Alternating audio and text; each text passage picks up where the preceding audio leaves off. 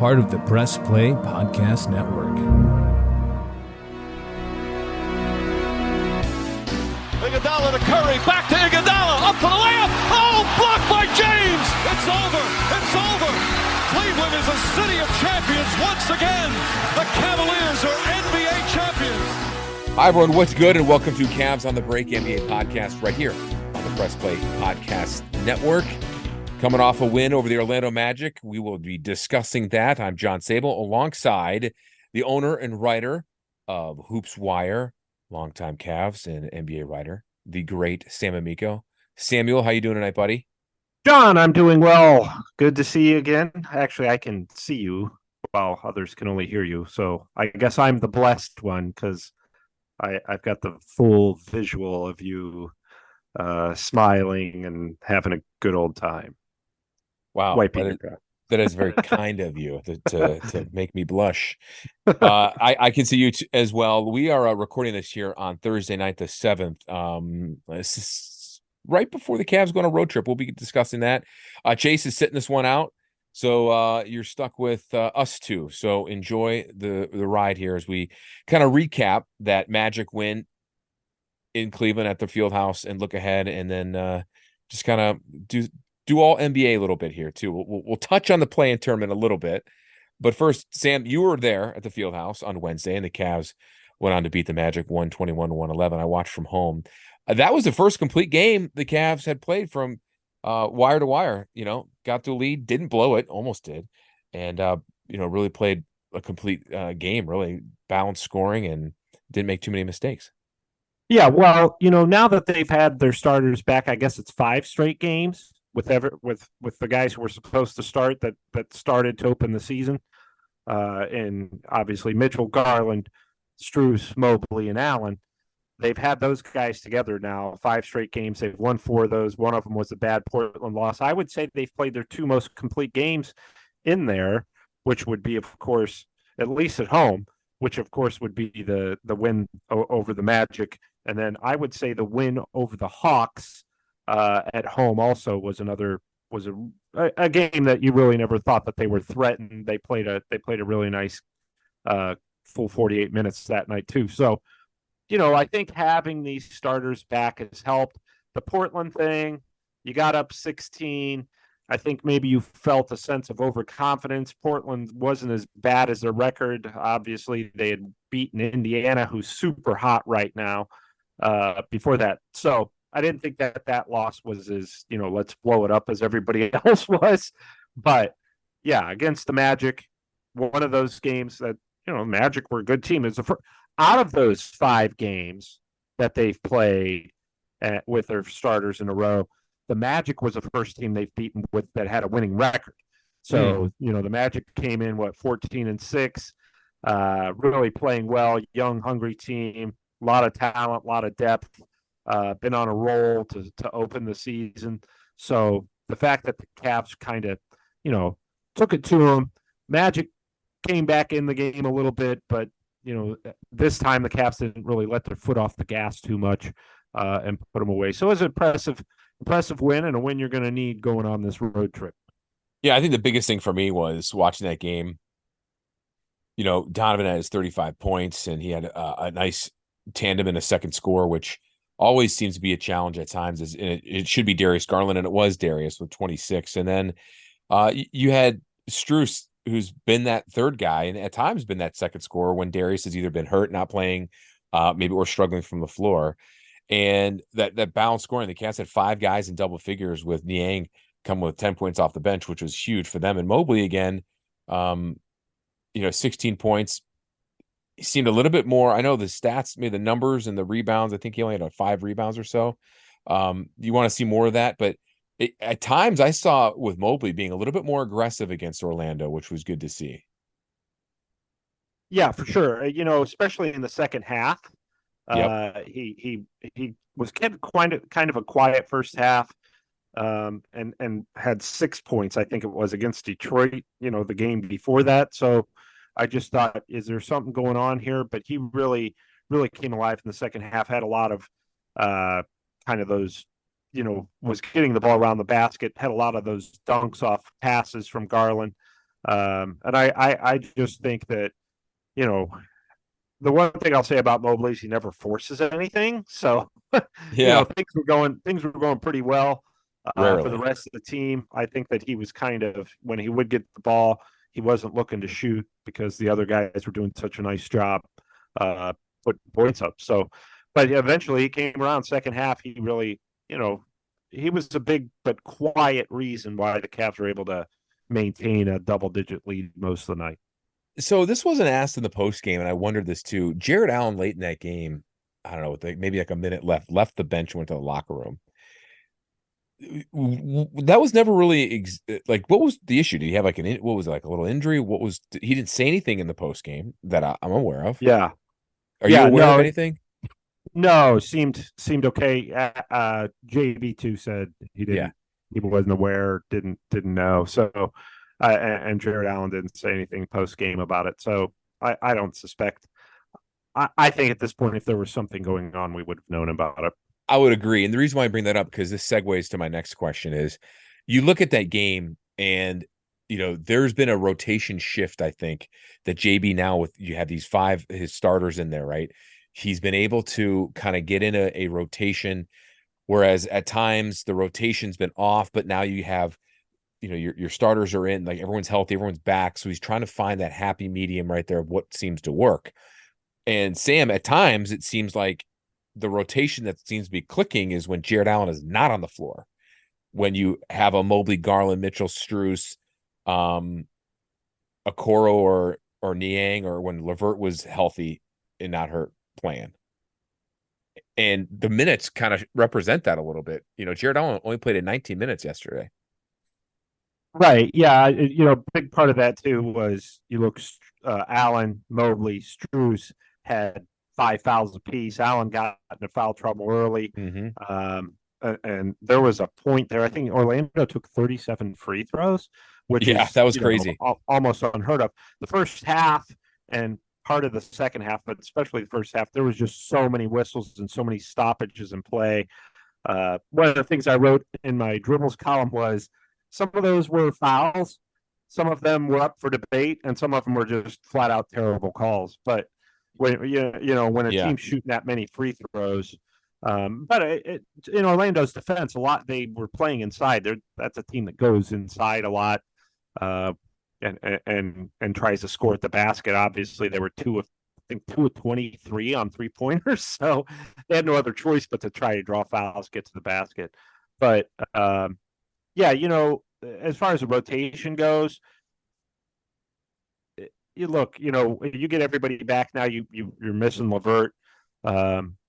I don't think that's anything serious. Could be back here shortly.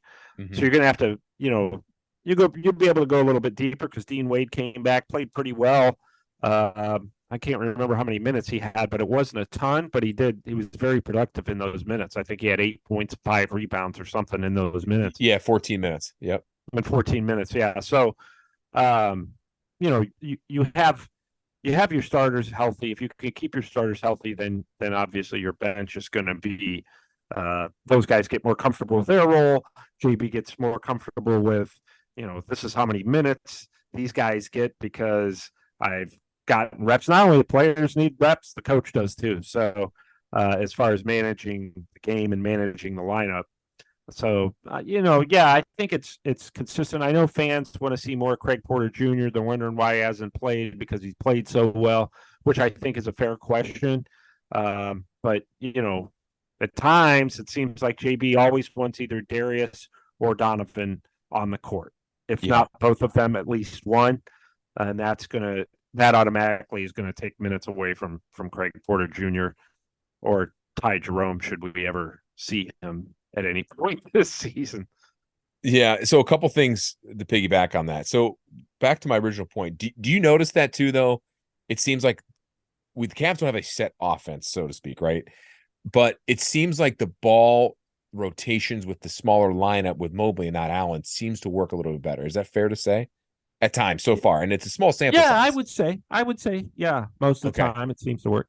And yes, he got into foul trouble against Orlando, but it just, I don't know. I wasn't sure if him getting off the court had something to do with like body language, or if he was upset, or if there was an injury.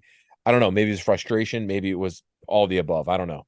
That's why I was kind of asking you about that, but also just to get your perspective, because from afar, it looks like the offense, they seem to have a little bit more continuity lately with that smaller lineup. Yeah, I think so too. I think for the most part they do. Look, Allen's going to be up and down offensively.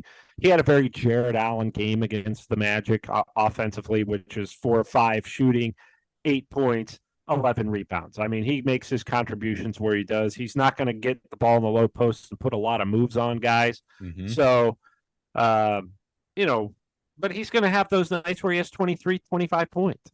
So it's just, it really, so much of the NBA is determined by matchups. Sure. If guys are feeling it, and Jared Allen, obviously, out of all the guys in the starting 5, probably the top 7, he's probably the last option offensively.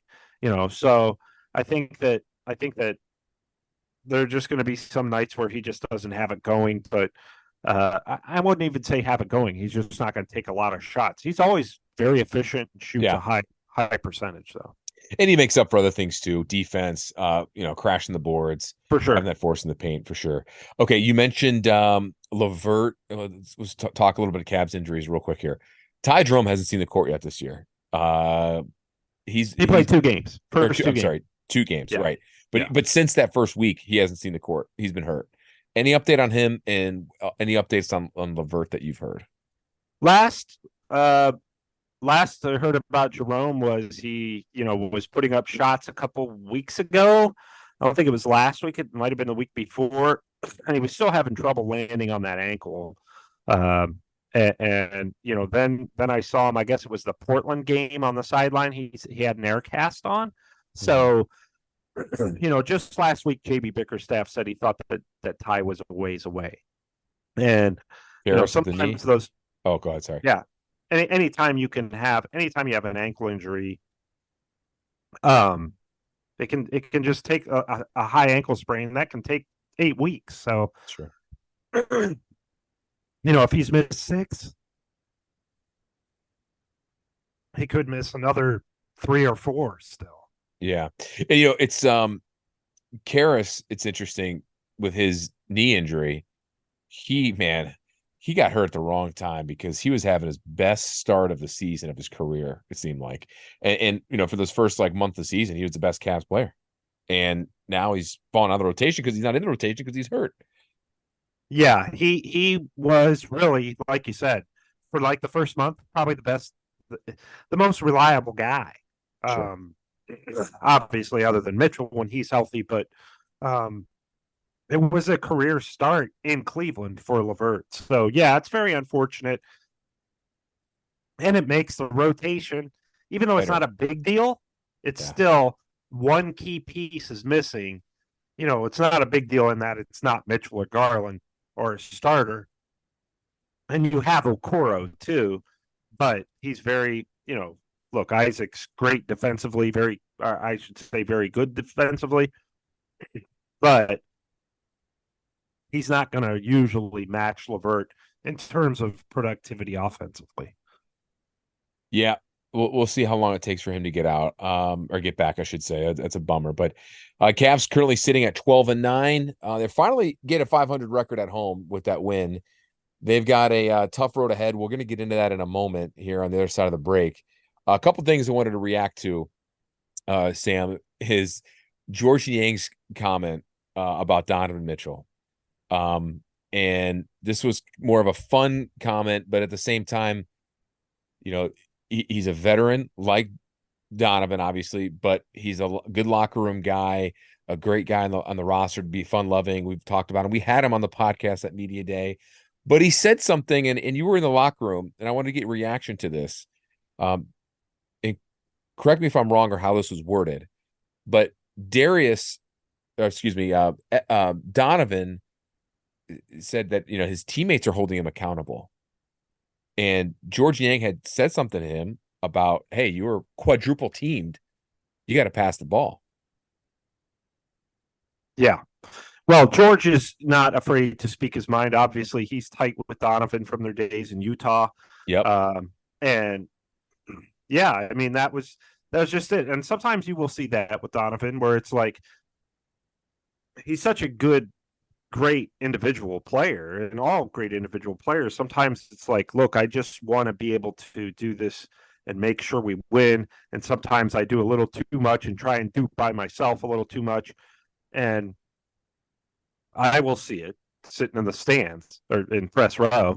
See, see like, oh, sometimes it's not a bad idea. Like against Portland, it was just like, just give Donovan the ball and get out of the way. Other times it's not necessary. Strus or Garland or whoever is standing on the wing. And I, sitting a little bit above them, I can see that play, and then maybe Donovan still goes one-on-one, and I think he should have gave up there. And clearly, if I am thinking that way, certainly his teammates are going to be thinking that way. So, George Niang is very vocal. He's not just, we had him on the podcast, obviously, before the season. He's got a ton of personality. He's a regular guy, but he's a very vocal guy in the locker room when things aren't going well. And they all seem to appreciate it. They like that side of him. As far as we can tell, everything they're saying is that they like that side. And the Cavs, at one point, he went in the locker room. I think this was, they ended up winning 9 of 13 after George Niang kind of told them off in the locker room. The whole team. It wasn't just Mitchell. He just aired it all out, said, we're better than this. We've got to get it together. And some of his teammates talked about that and said, look, he's a guy who's, he comes across as a guy who's fun loving and going to have fun all the time. Yeah. And he is those things, but he's also, kind of like the voice of perspective, oftentimes in the locker room. And he's the one guy who really is so close to Mitchell that he could just go off on Mitchell and Donovan not even care, and Donovan appreciate it, So the fact that he said, look, you've got to start looking to pass the ball more. Obviously, with Donovan bringing that up and mentioning it, it meant something to him. So, and then he went out and scored 35 points anyway. But you know what? The idea that game, he had 35 points, and I would say 90% of them came within the flow of the offense. He didn't really need to force anything. And I see he's making a concerted effort, at least the last 2 or 3 games, to not, to try to not play. And it's hard. It's hard for Michael Jordan. I'm sure it was. LeBron's always been a great passer, but it's always hard when you have a great ability to score on anybody, anywhere, just about any time. To if you're going 1-on-1, it's hard for you to say, I'm going to give it up to somebody that I'm not so sure they're going to get a basket. I'm pretty sure I will. So, right. But in order to win and to win in playoff situations, and we saw the Cavs without Mitchell go into Philadelphia and win that game, and that's because they played, trusting each other. And I don't get me wrong, Donovan Mitchell's not selfish, and I would never put him in that category. He's actually a great teammate. Sure. But I would agree. With any type of greatness, it's hard to sacrifice in a team game because you can. He has the ability to take over games. So there's a fine balance there, and I think that he's I think he's pretty much mastered it, but is still obviously, working on that element of his game. And I Mitchell is not going to be a guy who's going to say, no, I need to do it myself. He's going to try to win within the concept of the team. Yeah. And you know what? That's a good thing, because here Donovan is the epitome of a selfless person. At times he could kind of get trapped in a playing hero ball, but he's a very unselfish player, and he's also open to criticism. And you bring up a great point. People forget, maybe the casual Cavs fan doesn't realize or remember that he and Niang were tight in Utah, and that's the big reason why George signed the deal, because Donovan recruited him to help him come here to Cleveland. So when you have a guy like that, you can say whatever you want. I just thought it was a good sign for him to say that, and Donovan to bring it up, because it just goes to show, like, this is an open locker room. This is something that we all need to talk about, and we need to air out our grievances if there are any, or we need to come together and we need to, talk about everything, because you need to put your ego at the door. And really, that's a big thing, and I think it's a sign of maturity with teams and with the Cavs. And I think when you have a guy like Niang and a guy like Max Strus, who comes from that Heat culture, or he's got that finals experience, he's a no BS guy, opposite end of the spectrum guy versus Niang in terms of goofball. He's always business. It's hard to crack a smile with him or show personality, which is okay, but you have that balance. Not everyone needs to get along with everybody, but you all have to have a common goal and all have to have that common understanding more than anything. And it seems like we're slowly starting to see that with the newer guys, which takes time when you add new pieces. Yeah, when Max Strus smiles, I get nervous because I'm like, he's going to say something angry or sarcastic. Yeah. It gives me anxiety. But one time I was in the locker room, and we, there was a group of reporters, maybe 2 or 3 of us, talking to Dean Wade, and Yang's in the background and just yelling, he needs to shoot the ball more. I always tell him he needs to shoot. I mean, he's just yelling. Well, we're trying to interview Dean Wade. He's very vocal, almost like a coach that says stuff that a coach can't really say and doesn't really approach the players about.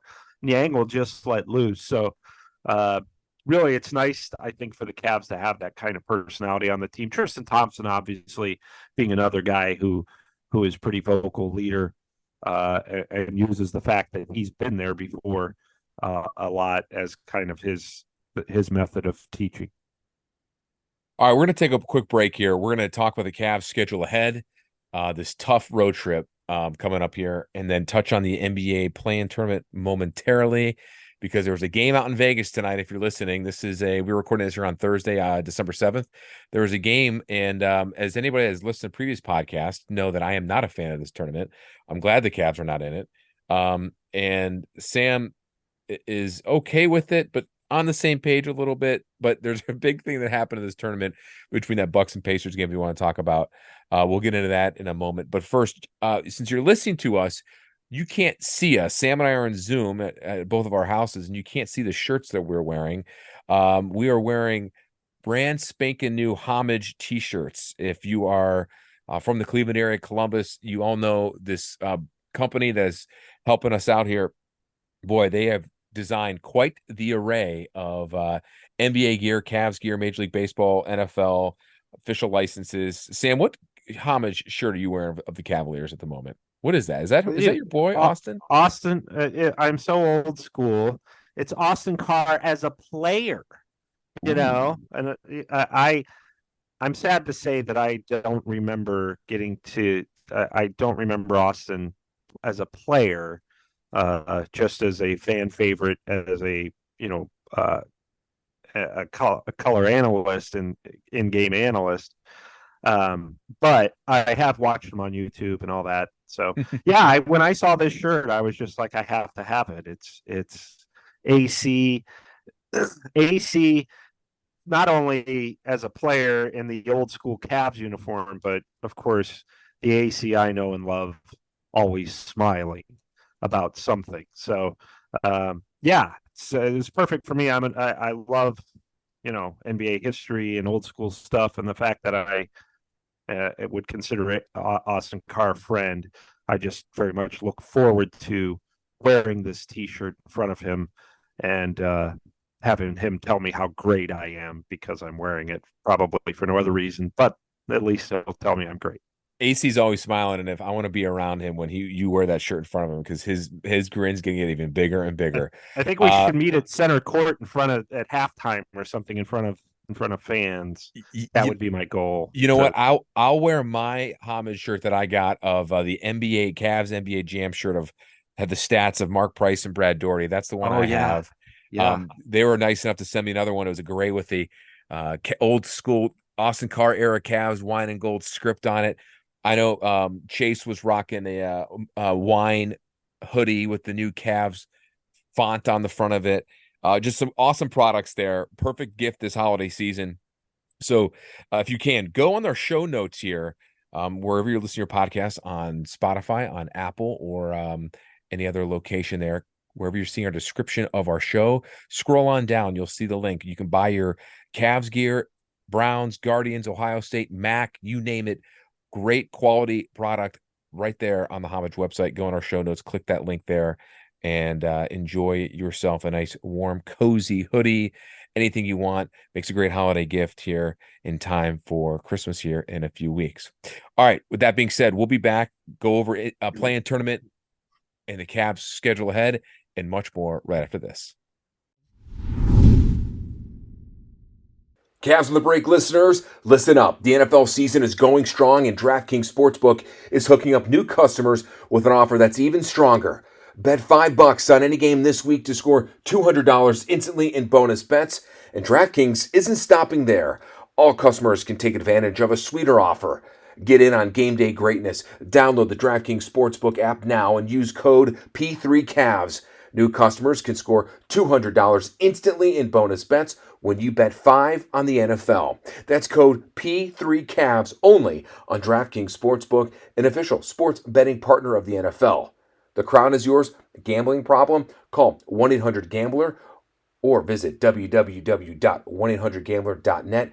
In New York, call 877-8-HOPE-NY or text HOPE-NY 467-369. In Connecticut, help is available for problems gambling. Call 888-789-7777 or visit ccpg.org. Please play responsibly. On behalf of Boot Hill Casino and Resort in Kansas, licensed partner Golden Nugget, Lake Charles, Louisiana, 21 years age or over, varies by jurisdiction, void in Ontario. Bonus bets expire 168 hours after issuance. See sportsbook.draftkings.com/football terms for eligibility and deposit restrictions, terms, and responsible gaming resources. What's up, everyone? I'm Holly Wetzel. And I'm Tybus Powell. And we are your hosts of The Orange is Oranger, a Cleveland Browns podcast on the Press Play Podcast Network. We give you all the dog pound coverage that you'll need to get you through the regular season, hopeful postseason, and I'd say off-season, Tybus, but is there really ever an off-season for this team? Thankfully for our podcast, Holly, there really never is when it comes to the Cleveland Browns. Don't miss our breakdown of each week's matchup, game recaps, and any and all news out of Berea to feed your Browns appetite. As we know, Holly, dogs gotta eat. Yes, they do. So hit that subscribe button and never miss an episode of the Orange is Oranger, Cleveland Browns podcast on the Press Play Podcast Network. What's up, everyone? Chase Smith here, host of the Chase Smith Podcast, and my podcast reflects who I am. My hobbies, my interests, my passions, my curiosities, my careers, my questions, and my family. I'll spend time talking about all types of sports, movies, TV shows, trending news stories, and other cultural events, and even faith. This is who I am, and I hope I can get to know you as well. Join me on the Chase Smith Podcast, and let's have some thought-provoking conversations, only on the Press Play Podcast Network. Looking for new insights on the Cleveland sports scene with a unique side of Cleveland sports history? Then you found the perfect podcast. I'm John Sabol. And I'm Scott Sabol, and we're hosts of the Sabol Brothers on the Baseline podcast, a podcast about Cleveland sports, but not your typical podcast about the land's sports teams. Join us as we embark on a journey of sharing a unique and historical side of Cleveland sports history with the help of some former Cleveland sports stars and other historical figures. All right here on the Sabol Brothers on the Baseline podcast, part of the Press Play Podcast Network.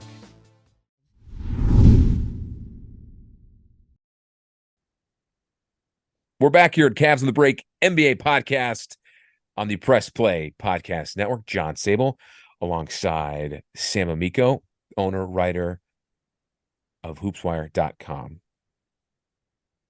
Head janitor as well. Is that what that is? Is that your other title? That's my other title. Yeah. I didn't want to say it because I wasn't sure if you're cleaning up the mess, but there isn't any really messes over at Hoopswire. No, you know what? But we had a wild Christmas party. Me and the cat. You and the cat. I love it. Yeah. Maybe a lot of cleanup after that. Too many bowls of spilled milk, that's for sure. All right. NBA in-season tournament. one of the semifinals. Both of them were played tonight. Bucks, Pacers, Indy won. Lakers, Pelicans, LA won. I'm not a big fan of this tournament. I'm glad it's over. It's going to be over. The only best thing about this tournament are the cool floors. But you watched that Pacers Bucks game, and we don't need to talk about this a lot, but I didn't see a minute of it. So I was taking your word for it. You said there was no one there at that game in Vegas? Yeah, no, not for that one. Obviously, the Lakers drew a crowd with them being the Lakers and having LeBron James and being very close to Las Vegas. At least probably I would say San Diego is obviously the closest city to Las Vegas, right? It's like a 4-hour drive. Then Phoenix would probably be up there too, right? Phoenix might be up there, yeah. But anyway, so that game did well. I saw the funny thing was the arena where the seating was you know how they used to do it in the old days where they would blacken the seats, they'd turn the lights off above the seats. Yeah, That's how this was. Yeah, that's how this was for the Pacers game. But the crowd was bad. I wrote a story on HoopsWire earlier when that game tipped off that an NBA source, guy who works for the NBA, texted me and said this crowd is a major disappointment. I don't know that the NBA really was expecting a whole lot. First of all, that game tipped off at 5:00 Eastern, which was 2:00, I believe, in Las Vegas on a Thursday. On a Thursday afternoon. I just thought, you're right. Okay, if you're going to do one of those games, why not have the Lakers Pelicans game first? You know, why not have that at 2:00, and then you're going to draw a crowd, and maybe that'll lead into the Pacers Bucks game. But look, the Pacers and Bucks, as nice of seasons as they've had, and as long as they've been around, they don't have a huge national following. They have a big local following. You know, Milwaukee, the Bucks, they love the Bucks. They won a championship a couple of years ago. Pacers, Indiana basketball is huge, but you go outside of that area, and that's a problem. You know, it's I don't want to say a problem, but there's just not. You know, it's probably the same thing with the Cavs without LeBron. They probably don't have a ton of fans living around the country that would go to a game in Vegas at 2:00. That's just the NBA. It's, you know, that's just the way it is. You have like the Lakers are a huge story. The Celtics are always a big story. And then the Knicks, you know, the Knicks are up there. But the fact that this tournament, you know, thank goodness for the NBA. And say what you will about that controversial win over the Suns, but thank goodness for the NBA that the Lakers made this Final Four, because the crowd was not good for the Pacers and Bucks. And could you imagine, it probably wouldn't be a whole lot better for the Pelicans and the Suns, as much as, you know, the Suns have a decent following with Durant and all them, but they're not the Lakers. So, yeah, I think. I just think I kind of thought it was weird that they were going to do this Final Four in Vegas during the week. I thought maybe if you did a Friday, Sunday, you'd have better luck. But you're also playing this game. I think the reason they started the Bucks Pacers at 5:00 was so that they wouldn't have to go head to head with Thursday Night Football. Because if they did, the television ratings, I'm sure they were bad for that game. They would have been off. Nobody would have watched it at all. But that's probably the reason why they had those games earlier in the day, you know. And you put the Lakers later because you're trying to get that later Eastern Eastern fan base in there. I think the big reason why you're putting it in Vegas is players love to be in Vegas. That's going to be a site for a future team whenever the NBA expands again, who knows when that's going to be. You know, didn't LeBron say he wanted to be an owner of a basketball team in Las Vegas at some point down the road? LeBron has said that. LeBron has said that repeatedly. He reiterated it. And then I know Shaq wants to own a team there too, and said, I'd like to own one with or without LeBron. So I think that Vegas is eventually going to have an NBA team. Yeah. Yeah. Well, I think it's funny that they do this in the tournament there, which they're trying to broaden that NBA market there. They had the All-Star game there about 15 years ago too, if I remember correctly. Yes. Which was a big success. But what I find interesting though is your source said they were disappointed in the attendance, yet the attendance numbers would say otherwise. They said 16,837 people attended the Bucks Pacers game, and like over 18,000 attended the Lakers Pelicans game. Yes, we all know teams and leagues like to inflate numbers. It's been going on for 50, 100 years in a lot of sports, but that is such a obvious inflation of the numbers. It's not even funny. Yeah, and I don't know why. I don't know why and when that started. Like, let's inflate the numbers. Why? So you could just say, "Hey, look how many people like it. You should like it too." I guess that's it. Here's my thing with the in-season tournament, John, and I do like it. I think it's cool. There are things about it that I think are cool. You just like the courts, Sam.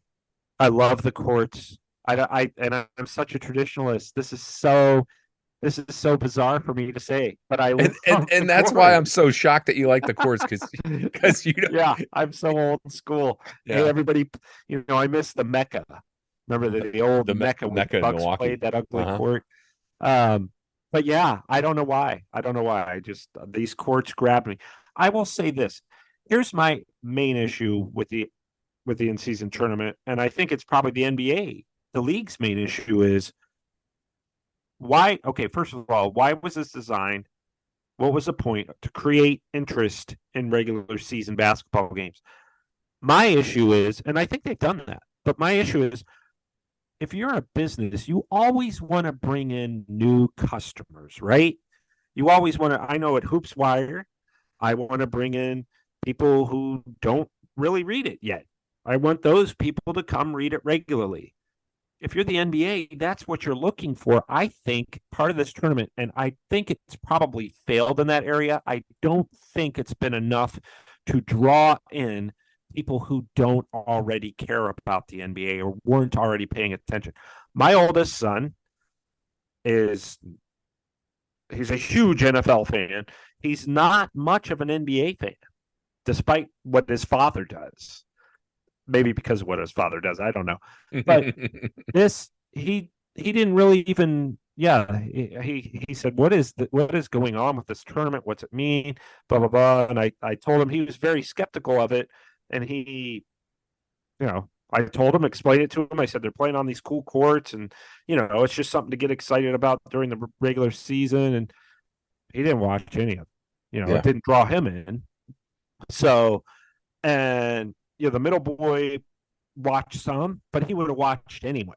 You know what I mean? And when I see all these people saying what a great idea it is, it's always people who work in the NBA or play in the NBA or coaches or media members.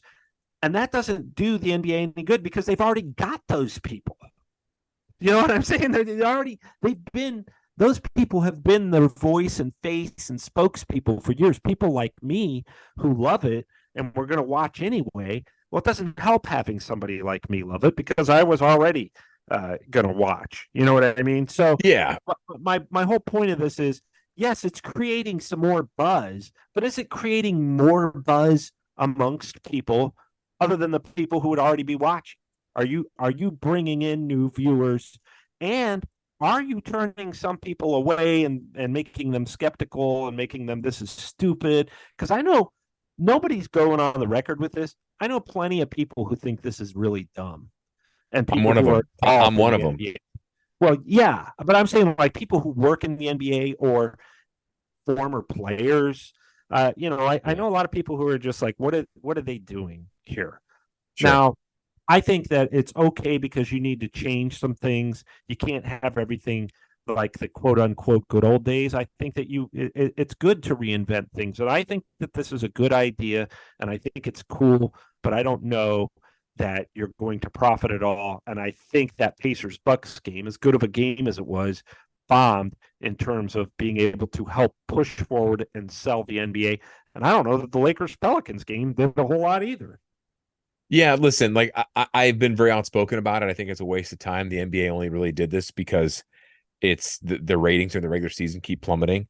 I think the idea of the courts were cool. Neutral site cool. There's just not enough buzz for a casual fan to be like, what is going on here? And I don't know if it can work. I don't know how else they can change to make this more appealing to casual fans. Like, you bring up your son as an example. I can tell you, working at Fox 8, I have so many people that come up to me who are big Cavs fans. They're like, what is with this tournament? How does this work? Yeah. And I'm like, you know what? I don't know. I've talked about it a ton of times, but I forget.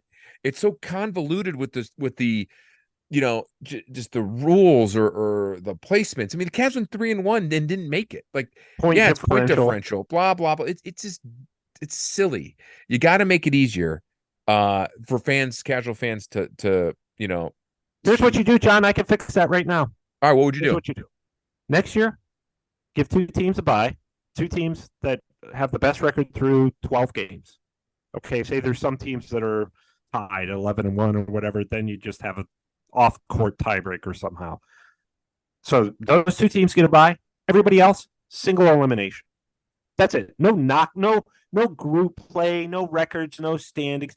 Because guess what? It's not a tournament if you don't have single elimination the whole time. Right, but if that's the case, you do single elimination, then you're going to get. Then would you lose appeal? Would you think just from the draw? You want things to be drawn out for it to last longer. You want it to be drawn out, but guess what? It would. I think it would be. Yeah, like let's say the Cavs got in, lost their first game, then the tournament's over for them. It's basically the play-in tournament, play-in game for the playoffs under your. Yeah, I just think you have single elimination. I think it would be number one, way less confusing. True. And number 2, just more entertaining. I think I don't know. Look, I mean that's just off the top of my head, but I agree with you. I had so many people asking me to explain this to them, and I was fairly happy when the Cavs didn't make it so that I could stop explaining it me too. To my friends and family and readers in Cleveland. So, look, I give them points for trying. I don't know that it's going to be something that is going to stick. Really win over fans. I don't know if it's going to stick. I guess if you're Adam Silver, this was kind of your brainchild. Are you gonna bite the bullet and take a hit to the ego and say, yeah, that wasn't what I was hoping for? Or more likely, knowing the NBA and the PR people, and I love them all very much, but my guess is they're more likely going to say it was a huge hit. And we can't wait to do it again next year. That's okay. If you're the Cavs, if you're a Cavs or an East Coast team, I think the last thing you'd really probably want to do is to go all the way out to Vegas to play in the semifinals team or tournament. Yes, there's off the court fun stuff there. Don't get me wrong, but is that something you really want to deal with to get away from any type of momentum you have close home? Whatever. I don't think there's a perfect fix to it. People in the NBA circles would probably tell you it's a success. I don't think it is. I'd love to see the ratings once everything is done and go from there and see the overall attendance if it's not inflated, which by the way, it doesn't really matter if I see the attendance because it will be inflated. But at any rate, clearly. Well, I think, I don't know. I don't know that anybody, for instance, and I don't want to belabor this, but I don't know that anybody went to a Pistons game thinking, well, at least we have the in-season tournament that we could win. I think that if you were going to go to the Pistons-Cavs game in Detroit, it's because you just were going to go. I don't know that the in-season tournament. I don't think anybody bought a ticket thinking, hey, it's an in-season tournament game. Let's go buy tickets. Let's get up there and watch this tournament. I don't think that there was that kind of, whereas like obviously an NBA playoff game, people were going to be like, yeah, I got playoff tickets, dude.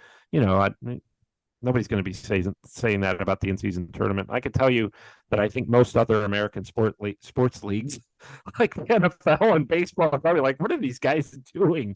It's definitely. I give Adam Silver credit for innovation, but I just don't he's know. Trying something. Yeah, I've had a couple of people from the Browns be like, "What are they doing over there?" I'm like, yeah. Players and people that work for the team are like, how does this work? I'm like, yeah, I don't know. I do know that's the best answer. I'm just going to confuse you and confuse myself. Then I'm going to give you the wrong information again. But anyways, but by the way, you bring up the Pistons. I think only reason why people would want to go see the Pistons is because you want to see them beat the NBA record for consecutive losing streak extending to, what is that, 18 as we sit here on the 7th? My 18, goodness. And I could tell you the Pistons as an organization and the PR people are wonderful. And therefore, if they get to that point where they have a home game, the record obviously for one season is held by the Cavaliers and 76ers, tied at 26 straight losses. If the Pistons get to 24, 25, if they get to 26 and they have a home game, I'm going to go up there. You got to. I gotta. And I'll write from a Cavs perspective.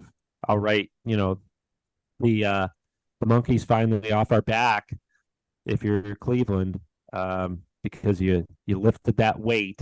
The Pistons left that. And I think they've got a real good shot of breaking that record because they had the Memphis Grizzlies, the wounded Memphis Grizzlies at home Wednesday night and lost. They lost to the Memphis Grizzlies. They've got Orlando. They've got Orlando, Indiana, Philly, Milwaukee, their next 5.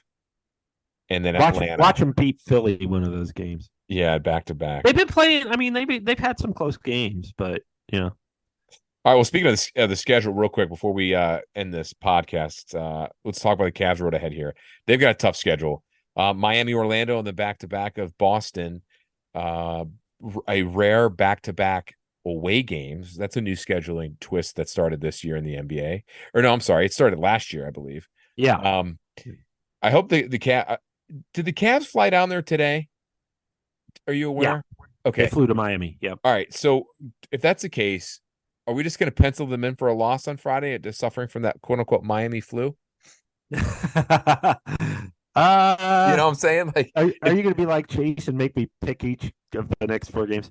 No, we're not going to do that. We're running out of time anyways. But the Miami flu is a real thing, Sam.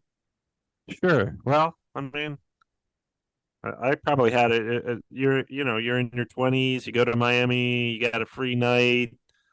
Could be, but you never know. Look, I mean, to me, it's like Miami's not been playing that great lately. Jimmy Butler came out and said the other day, guess what? We're mediocre. We have a mediocre offense. We've been mediocre defensively. We're average. So, and Miami is that way in the regular season. Look at them last year. They were average, and then they got to the finals. So, you could potentially steal one there. I think you've got to, this is a really, we always talk about these West Coast trips, but this East Coast swing here is just a nightmare because Orlando's playing so well. Right. And Miami's, you never know what you're going to get from them. And then you've got Boston, who's the best team in the East right now, back to back on their court. So those are tough. And, the Cavs had Boston's number a little bit last year. And I'm sure they remember that. The Cavs went there and remember that game last year, won in triple. Was it triple overtime? A double overtime early in the season, right? And the Cavs won. Very early. Yeah. They didn't have Darius that game, I don't believe. Right, because LeVert went nuts. Mitchell went nuts, and LeVert went they both nuts. had Mitchell and LeVert both had like 40-some points that game. I remember that. Yeah, Darius was out had one the next game. So the next game he had one. He had one. Yeah, Miami's lost 4 of the last 6 games. They're struggling a little bit. No, I think the Miami flu is a real thing. But one thing I will say, if you want to think of the Cavs here, is Max Drew said after the game against the Magic on Wednesday that that win was big for them going on this road trip. They want to come back and beat Miami after Miami stole one from them a few weeks ago. So I think that focus should be where we all hope it is, and this is a good measuring stick on where they're at from not just a skill set on the court, but a mental makeup off the court. And if they've got to take, I don't want to say turn that corner, but change a little bit there. The Orlando game will be interesting because you just played them. And now you're going to play them again, but you're going to play them at their house, and then the back against Boston. Boston's just the beast of the East right now, and I mean they're 9-0 at home. Think about that. Entering this game, Boston is 9-0 at home. Sam, they haven't lost a game. They're playing 2 against the Cavs, so that's tough sledding ahead to a Boston team that's got the best record or the second best record in the NBA behind the next to the mighty Minnesota Timberwolves, which came out of nowhere, by the way. Yeah. Yeah, Boston at 15-5. So, hey, second big trip for the Cavs. This is an East Coast. If they can come out of this 2-2, that's a massive success. I mean, I think if you're the Cavs, you don't think about anything but Miami. But I think if they can win one, you want to win one of these, and I think that'd be okay. Yeah, I would agree. I think two would be the best, obviously. Well, 4 would be the best. But you know what I mean? If we're being realistic here, it's tough to do that. But we'll see what they can do. Cavs, and if you're listening to this on Friday, they're playing tonight then, I guess you could say, or playing, and then they've got the Magic Monday, and then Boston Tuesday the 12th, and then Thursday the 14th there, and then they're back home on Saturday the 16th against the Atlanta Hawks. All right, that will wrap it up to this edition of the Cavs on the Brink NBA podcast. Follow the pod on Twitter, or X as the kids now call it, at Cavs on the Break. Follow yours truly at John_Sabol. Follow Sam at Amico Hoops on Twitter. And then, of course, get all your latest Cavs and NBA news at hoopswire.com. If you haven't already, keep that as your homepage. It's on mine. And I read Sam every day. I read his halftime dribbles all the time. I criticize his halftime dribbles. Then he criticizes me with funny emojis. That's how it goes. That's usually how it goes. That's how it goes. Accurate. You know, as we're wrapping this up here, I got SportsCenter in the background, and they're showing the in-season tournament highlights, and they're showing the players walk down this tunnel with the trophy of the cup, and LeBron just walks by it like, what is this? Zion Williamson walks by and smiles at it. It's just funny. Damian Lillard went up and touched the cup, and a reporter said, "Don't touch it. That's bad luck." And guess what happened? The Bucks lost. That's why you walk by the cup coolly if you want the NBA Cup. Man. And the elusive, I'm going to call it the elusive gold chalice. I hate to make fun of the tournament. I really do. But, part of me really wants to. But I make fun of myself for liking it so much. So, it's last point on that. It's the low hanging fruit right now in the NBA season in December. Sure. Yeah. I gotcha. I agree. Hey, by the way, before we wrap this up, for sure, did you see what LeBron did tonight? I did not. He scored on 20. He scored or assisted on 24 consecutive points against the Pelicans. At 38 years, he can be 39 in a couple of weeks. Jeez, Sam, is that not amazing? I didn't watch that game because I was too busy rooting against the Pittsburgh Steelers. That was an awful game, as I always do. And they lost to the 2-10 Patriots at home, so it went well for me. It did. All right, enough of Sam, enough of me. Thanks for listening, everyone. We'll be back next week right here on Cavs on the Break, NBA podcast, right here on the Press Play Podcast Network. Congratulations, Cleveland. Your decades-long wait is finally over. The Cavaliers are NBA champions.